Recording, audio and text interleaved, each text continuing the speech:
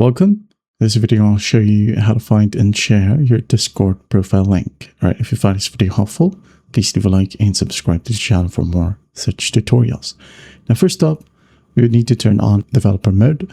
So what we're going to do is just open up the Discord desktop app or the Discord phone app. Okay, so what we'll do is just find the gear icon or the settings icon.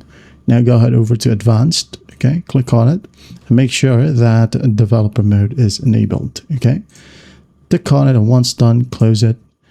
Now what I'm going to do is just click on my profile right here at the bottom left. Okay, and as you can see here, we now have the option to copy our user ID. So just click on it. Now go ahead and type in.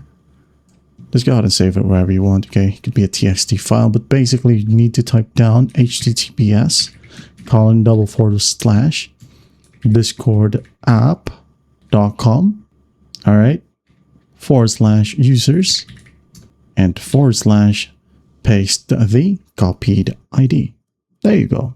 Again, https://discordapp.com /users and your user ID. Okay, I'm just going to go ahead and hit on enter. And as you can see here, it should redirect us to the specific profile or our profile. And that is it. I hope this video helps, and I'll see you in the next one.